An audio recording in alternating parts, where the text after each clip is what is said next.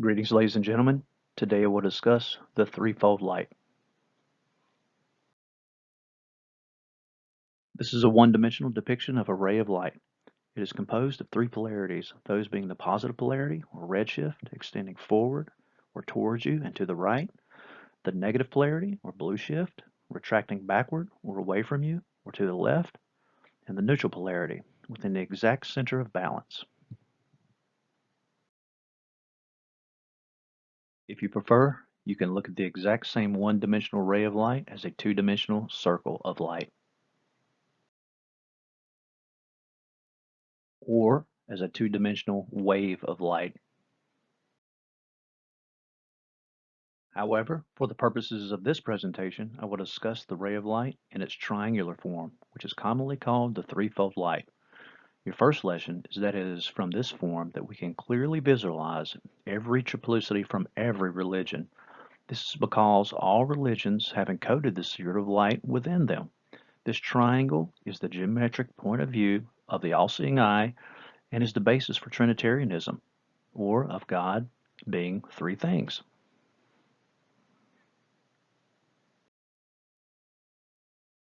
From the point of view of gender, you can see that the ray of light exhibits the sacred masculine, which is positive, the sacred feminine, negative, and the sacred hermaphroditic, neutral quality. From the numerical point of view, you can see that masculine energy corresponds with the number 1 and all odd numbers, while feminine energy corresponds to the number 2 and all even numbers. And finally, the mean of the two are represented beginning with 3 and all constants, which are the meta-rational and transcendental numbers, such as pi and phi. In Judaism, this is Adam, or odd, Eve, or even, and Yahweh, the constant, or the unmoved mover. Now, here is a version where you can see the fourfold light. Notice that the numerical points of 3 and 4 are both neutral. Notice that pi falls between the 3 and 4. Now, within this expanded configuration, you can see that Michael is the 3 and Yahweh is the four-lettered unspoken name of God. Or, from the scriptural point of view, that Michael, your Peniel, guards the garden of God.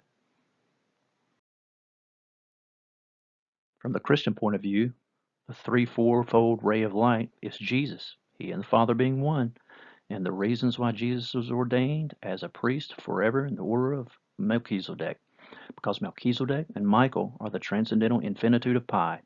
This is also the reason why many researchers have concluded that Jesus and Lucifer are one and the same, or married to one another, or brothers, or some other amalgamative conclusion, because indeed they are, when you know that they are both personifications of polarities of light, which in turn manifest through the mind of man and into your conscious reality.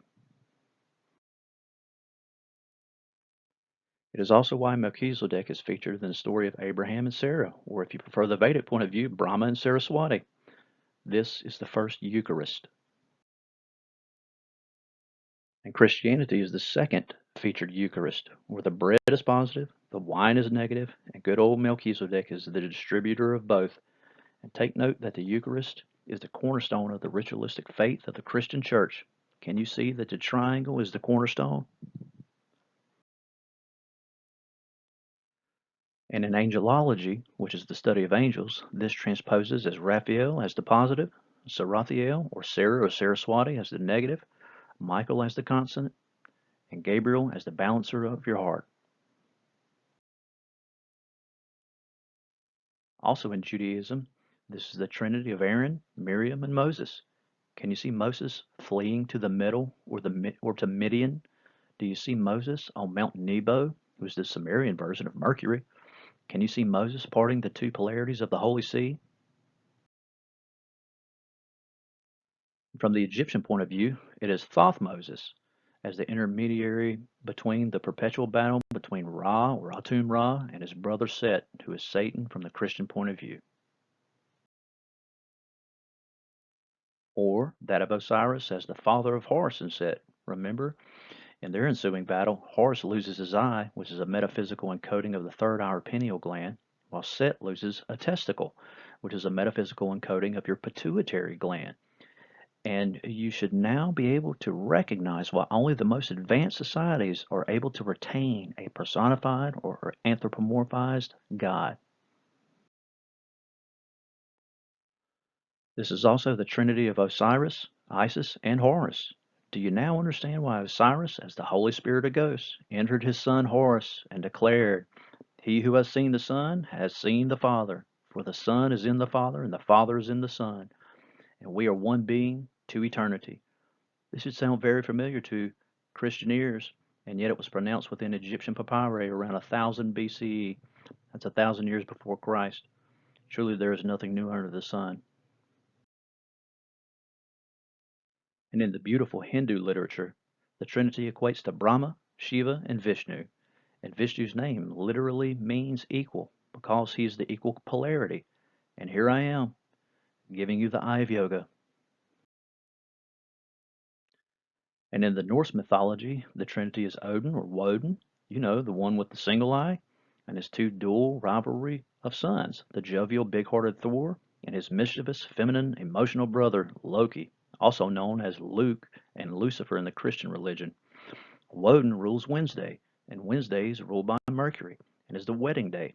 Are you ready to accept the Heros Gamos, or the sacred marriage? And the Greeks have a plethora of stories in regard to this fractal unfoldment. To name only one of these, the story of the intelligent and cunning Odysseus, or Odin Zeus, or Mercury, and his travails at Troy, which feature Ajax, the courageous and strong warrior, opposed to the beautiful and homosexual Achilles. And yes, Lucifer is the most beautiful angel. And in Platonic philosophy, this is the conceptual trinity of the good, which is where the Christians get the term God, the One, which is the Son, and the Beautiful. And in Christianity, this is the trinity of the Father, Son, and Holy Spirit. Remember, He and the Father are one. And the Hermetics know this as Hermes Trismegistus, or Hermes the thrice great one. This is because Hermes is great positive, great negative, and great neutral. And yes, overall, Hermes is a spiritual hermaphrodite. And the Chinese know him as the Three Great Ones. Remember, they only answered to the Jade Emperor. And now you know why so many syncretists see the gods in the planets, as they are an unfoldment of the exact same tripolarized light. And the jovial planets are as well, just on a larger order of magnitude. Even your sexual organs are polarized. Your sacred masculine penis is a rod. Your sacred feminine vagina is a vesica Pisces, or the number 2, while your hermaphroditic anus is shared by both sexes. And in ancient Brittany, the threefold light also accounts for Arthur, with his penis, sword, Excalibur, his beautiful wife, Guinevere, or simply Eve, and the magical mercurial Merlin, weaving the tale. For you see, ladies and gentlemen, the fractal of the threefold light, consisting of tripolarized electromagnetic current, exists within everything, because light is everything, the all and the all within all. You are it, and it is you. And it can be expressed from many points of view, and this presentation was only to name a few of the points of view of you. Ladies and gentlemen, thank you for your time. You can find me at celestialvision.info or my YouTube channel, Aquarius Rising. Please remember to like, subscribe, and share your comments in the comment section. I read all of your comments and endeavor to answer all of them. God bless you.